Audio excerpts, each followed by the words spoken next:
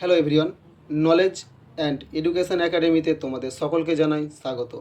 আজ আবারও আমি প্রত্যেক দিনের মতো 25টি বাছাই করা ইতিহাস জিকে পার্ট নিয়ে হাজির হয়েছি। এই কোশ্চেনগুলো তোমাদের আপকামিং এক্সাম ডাব্লিউবিপি, কেপি ও এসএসসিকে টার্গেট করে বানানো হয়েছে, যেগুলো তোমাদের পরীক্ষায় 100% আসার সম্ভাবনা রয়েছে। আর তোমরা যদি আমার চ্যানেলটিতে নতুন হয়ে থাকো তাহলে আমার চ্যানেলটিকে সাবস্ক্রাইব করে পাশে থাকা বেল আইকনটিতে অল করে রাখবে। আর তোমাদের বলে রাখি, আমার কোশ্চেন সলভ করার সাথে সাথে তোমরা নিজেরাও সলভ করার চেষ্টা করবে। তো চলো শুরু করা যাক। আমাদের প্রথম প্রশ্ন কি বলছে? আমাদের প্রথম প্রশ্ন হচ্ছে, অশোকের রাজ্যাভিষেক হয় কখন? সম্রাট অশোক ছিলেন, সম্রাট অশোকের রাজ্যাভিষেক কখন হয়েছিল?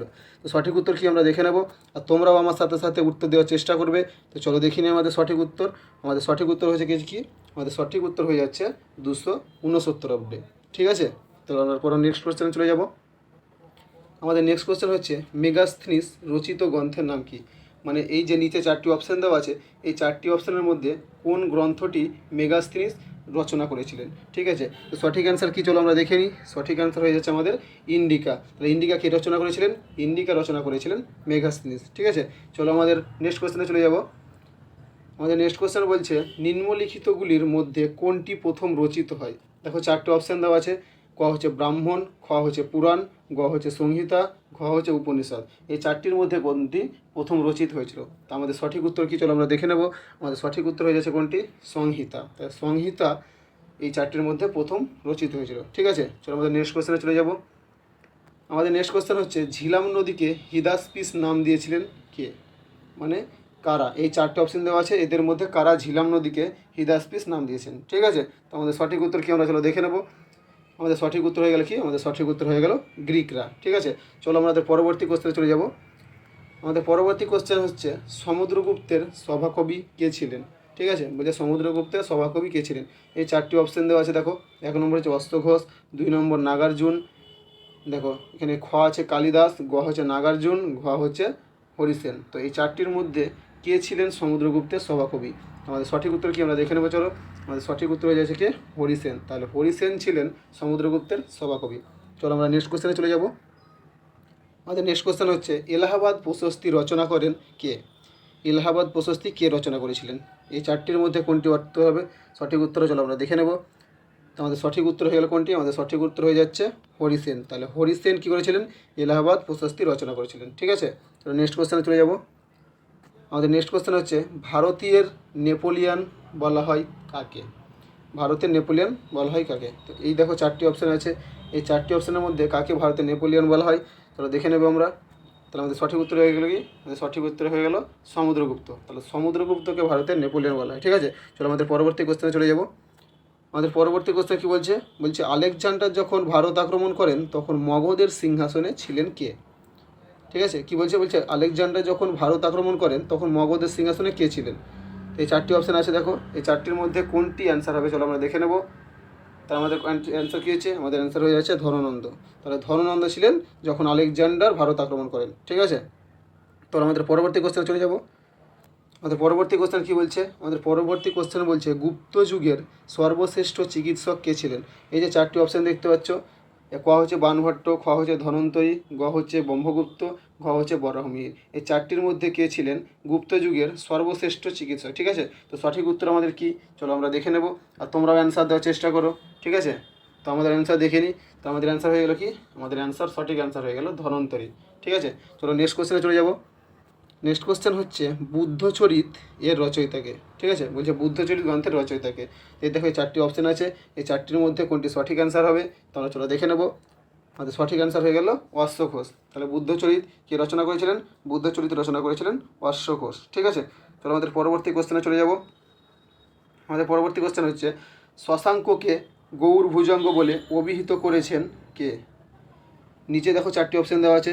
ক হচ্ছে হিউয়েন সাং, খ হচ্ছে হর্ষবর্ধন, গ হচ্ছে রাজবর্ধন এবং ঘ হচ্ছে বাণভট্ট। তো শশাঙ্ককে গৌর ভুজঙ্গ বলে কে অভিহিত করেছেন এই চারজনের মধ্যে? তো আমাদের সঠিক উত্তর কী হবে চলো আমরা দেখে নেব।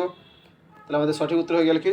বাণভট্ট। তাহলে বাণভট্ট শশাঙ্ককে গৌর ভুজঙ্গ বলে অভিহিত করেছেন। ঠিক আছে, তো আমাদের পরবর্তী কোশ্চেনে চলে যাব। আমাদের পরবর্তী কোশ্চেন হয়েছে, শশাঙ্কের রাজধানী ছিল? শশাঙ্কের রাজধানী কোথায় ছিল? শশাঙ্কের রাজধানী কোথায়? শশাঙ্কের রাজধানী ছিল কর্ণসুবর্ণ, যেটা বর্তমান মুর্শিদাবাদ জেলায় অবস্থিত। ঠিক আছে, চলো আমাদের পরবর্তী কোশ্চেনে চলে যাব। আমাদের পরবর্তী কোশ্চেন হচ্ছে, বৌদ্ধ ধর্মকে হিন্দু ধর্মের বিদ্রোহী সন্তান বলে মনে করেন কে?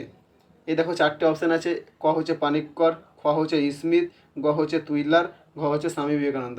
তো এই চারজনের মধ্যে কে বৌদ্ধ ধর্মকে হিন্দু ধর্মের বিদ্রোহী সন্তান বলে মনে করেন? ঠিক আছে, তো আমাদের সঠিক অ্যান্সার কি আমরা দেখে নেব। আমাদের সঠিক অ্যান্সার কী হলো? আমাদের সঠিক অ্যান্সার হয়ে গেল স্বামী বিবেকানন্দ। ঠিক আছে, চলো আমাদের পরবর্তী কোশ্চেনে চলে যাব। আমাদের নেক্সট কোশ্চেন হচ্ছে, তৃতীয় বৌদ্ধ সম্মেলন কোথায় হয়েছিল? বৌদ্ধ সম্মেলন যেগুলো হয়েছিল তার তৃতীয় সম্মেলনটা কোথায় হয়েছিল?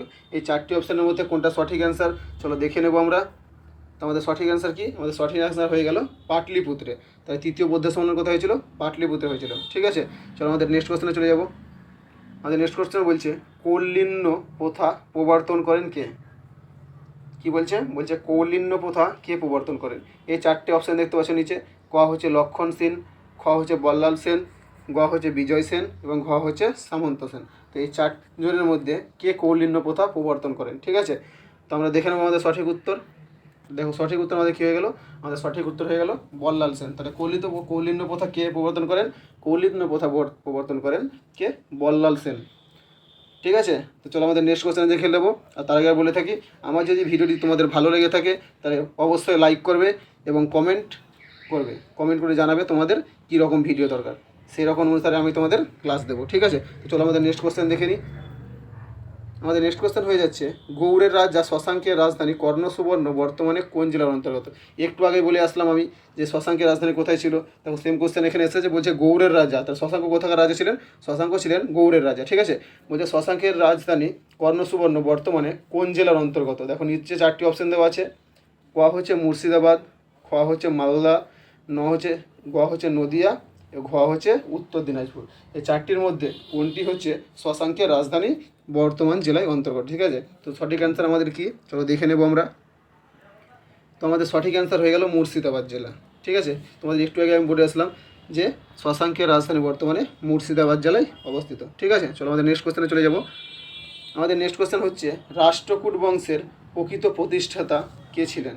কি বলছে? বলছে রাষ্ট্রকূট বংশের প্রকৃত প্রতিষ্ঠাতা কে? এই দেখো চারটে অপশান দেওয়া আছে। এই চারটে অপশানের মধ্যে কে হচ্ছে প্রকৃত প্রতিষ্ঠাতা আমরা দেখে নেব। ঠিক আছে, দেখো চারটে অপশান দেওয়া আছে। ক হচ্ছে দন্তি দুর্গ, খ হচ্ছে প্রথম ধ্রুব, গ হচ্ছে প্রথম কৃষ্ণ আর ঘ হচ্ছে তৃতীয় গোবিন্দ। ঠিক আছে, তো রাষ্ট্রকূট বংশের প্রকৃত প্রতিষ্ঠাতা কে? সঠিক অ্যান্সার কি আমরা দেখে নেবো চলো। আমাদের সঠিক অ্যান্সার হয়ে গেল দন্তি দুর্গ। ঠিক আছে, চলো নেক্সট কোশ্চেনে চলে যাবো আমরা। আমাদের নেক্সট কোশ্চেন বলছে, রাষ্ট্রকূট বংশের কোন রাজার অপর নাম ছিল নিরুপম? রাষ্ট্রকূট বংশের কোন রাজার অপর নাম ছিল নিরুপম? ঠিক আছে, তো আমাদের সঠিক অ্যান্সার কি আমরা দেখে নেবো চারটের মধ্যে। দেখো তোমাদের চারটের মধ্যে কোনটা নাম হয়ে গেল? নিরুপম কাকে বলা হতো? ধ্রুবকে। তো কাকে বলা হতো? রাষ্ট্রকূট বংশের রাজা ধ্রুবকে বলা হতো নিরুপম। ঠিক আছে, চলো আমাদের পরবর্তী কোশ্চেনে চলে যাব। আমাদের পরবর্তী কোশ্চেন হচ্ছে, চালুক্য বংশের সর্বশ্রেষ্ঠ নরপতি কে ছিলেন? বলছে চালুক্য বংশের সর্বশ্রেষ্ঠ রাজা কে ছিলেন? ঠিক আছে, দেখো চারটি অপশান দেওয়া আছে। ক হচ্ছে প্রথম পুলকেশী, খ হচ্ছে দ্বিতীয় পুলকেশী, গ হচ্ছে প্রথম বিক্রমাদিত্য, ঘ হচ্ছে দ্বিতীয় বিক্রমাদিত্য। এই চারটির মধ্যে কোনটি সঠিক অ্যান্সার হবে চলো আমরা দেখে নেব। তো দেখে নেওয়া যাক। তো আমাদের সঠিক অ্যান্সার কী হয়ে গেল? আমাদের সঠিক অ্যান্সার হয়ে গেল দ্বিতীয় পুলকেশী। ঠিক আছে, চলো আমরা পরবর্তী কোশ্চেনে চলে যাব। আমাদের কোশ্চেন কী বলছে? এটা বলছে শিলাদিত্য উপাধি গ্রহণ করেছিলেন কে? এই চারটি অপশান দেওয়া আছে। দেখো ক হচ্ছে হর্ষবর্ধন, খ হচ্ছে রাজবর্ধন, গ হচ্ছে শশাঙ্ক, ঘ হচ্ছে ধর্মপাল। তো এই চারজনের মধ্যে কে শিলাদিত্য উপাধি গ্রহণ করেছিলেন? চলো আমাদের সঠিক অ্যান্সার আমরা দেখে নেব। তাহলে আমাদের সঠিক অ্যান্সার কি? আমাদের সঠিক অ্যান্সার হয়ে গেল হর্ষবর্ধন শিলাদিত্য উপাধি গ্রহণ করেছিলেন। ঠিক আছে, চলো আমাদের পরবর্তী নেক্সট কোশ্চেনে চলে যাব। বলছে কৈবর্ত বিদ্রোহের নেতা ছিলেন। চারটে অপশান দেওয়া আছে, এদের মধ্যে কে কৈবর্ত বিদ্রোহের নেতা ছিলেন? তো আমাদের সঠিক অ্যান্সার কী চলো আমরা দেখে নেব। আমাদের সঠিক অ্যান্সার হয়ে গেল দিব্য। তাহলে দিব্য ছিলেন কৈবর্ত বিদ্রোহের নেতা। ঠিক আছে, চলো আমাদের নেক্সট কোশ্চেনে চলে যাব। আমাদের নেক্সট কোশ্চেন হচ্ছে, মাৎস্যান্যায়ের যুগে কাকে বাংলার রাজা নির্বাচিত করা হয়? মাৎস্যান্যায় বলতে কি? মাৎস্যান্যায় হচ্ছে সমুদ্রের বড় মাছ ছোট মাছকে যেমন খায় সেরকম। হ্যাঁ, বাংলা রাজা তখন যখন নির্বাচিত হন তখন এরকম ছিল। তখন কী ছিল তখন তোমাদের এরকম রাজত্ব ছিল না, তখন কী ছিল, যে বড় হতো সেই রাজা হতো। এবং তখন কি করেছিলেন তারা, গুপ্ত যুগে, মানে বাংলাতে, গুপ্ত যুগে না সরি বলছে বাংলা রাজাকে তখন নির্বাচন হয়েছিল কে, মাস্তানের মতো, ঠিক আছে। তখন কী হয়েছিল, আমাদের সঠিক অ্যান্সার আমরা দেখে নেবো, চলো। আমাদের সঠিক অ্যান্সার হয়ে যাবে দেখো গোপাল। তাহলে গোপাল বাংলা রাজা হয়েছিল যখন মৎস্যন্যায় যুগ ছিল, ঠিক আছে। আমাদের পরবর্তী কোশ্চেনে চলে যাব।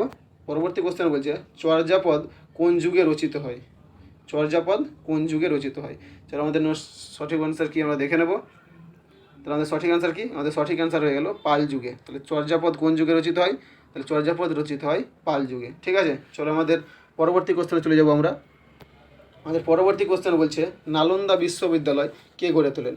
বিহারে, বর্তমান বিহারে অবস্থিত নালন্দা বিশ্ববিদ্যালয়, সেটি কে গড়ে তুলেছিলেন, ঠিক আছে। তো আমাদের সঠিক অ্যান্সার কি আমরা দেখে নেব। এই চারটির মধ্যে ক হচ্ছে দ্বিতীয় চন্দ্রগুপ্ত, খ হচ্ছে প্রথম কুমারগুপ্ত, গ হচ্ছে সমুদ্রগুপ্ত, আর ঘ হচ্ছে স্কন্দগুপ্ত। এই চারটির মধ্যে কী হচ্ছে সঠিক অ্যান্সার, চলো আমরা দেখে নেব। আমাদের সঠিক অ্যান্সার কী হয়ে গেল, আমাদের সঠিক অ্যান্সার হয়ে গেল প্রথম কুমারগুপ্ত, ঠিক আছে। চলো আমাদের নেক্সট কোশ্চেন এবং শেষ কোশ্চেন চলে যাব আমরা। তো বলছে শেষ কোশ্চেন আমাদের এখানেই, বলছে শেষ কোশ্চেন আমাদের কী বলছে, বলছে বিক্রমশিলা মহাবিহার নির্মাণ করেন কে। এই যে চারটি অপশান তোমরা দেখতে পাচ্ছ, ক হচ্ছে ধর্মপাল, খ হচ্ছে দেবপাল, গ হচ্ছে রামপাল, আর ঘ হচ্ছে প্রথম মহিপাল। তো এই চারজনের মধ্যে কে বিক্রমশিলা মহাবিহার নির্মাণ করেছিলেন, তার উত্তরটা আমরা দেখে নেব, ঠিক আছে। আর তোমাদের বলে রাখি এটা ছিল আমাদের শেষ কোশ্চেন, হ্যাঁ। তো আমাদের সঠিক অ্যান্সারটা আমরা দেখে নিই। আমাদের সঠিক অ্যান্সারটা কি, আমাদের সঠিক অ্যান্সার হচ্ছে ধর্মপাল, ঠিক আছে। তো আমার ক্লাসটা তোমাদের কেমন লাগলো, তোমরা লাইক করবে অবশ্যই আমার ভিডিওটিতে, এবং তোমাদের কেমন লাগলো সেটা কমেন্ট করে জানাবে, ঠিক আছে। আমার এই ভিডিওটি ক্লাসটি যদি তোমাদের ভালো লেগে থাকে তাহলে অবশ্যই জানাবে কমেন্ট করে, ও ক্লাসটি যদি তোমাদের ভালো লেগে থাকে তবে আমার এই ভিডিওটি একটি লাইক করবে। আর পরবর্তী ভিডিও সবার আগে পেতে আমার এই চ্যানেলটিকে সাবস্ক্রাইব করে পাশে থাকা বেল আইকনটি অল করে রাখবে, ঠিক আছে। আর পরবর্তী পার্ট নিয়ে আমি তাড়াতাড়ি আসছি। আর তোমাদের বলে রাখি ইতিহাসের আমি তোমাদের জন্য 4টি পার্ট বানিয়েছি, এর আগে একটি পার্ট দিয়েছি, আজকে দ্বিতীয় নম্বর পার্ট দিলাম, এখনও 2টো পার্ট বাকি আছে তোমাদের জন্য, তো আমি নিয়ে আসছি পরবর্তীতে, ঠিক আছে। তো তোমরা ভিডিওটিকে অবশ্যই লাইক করবে, আর তোমরা ভিডিওটিকে শেয়ার করে দেবে, ঠিক আছে, আর সাবস্ক্রাইব করে রাখবে। তো চলো এখানে শেষ করলাম আজকের ভিডিও।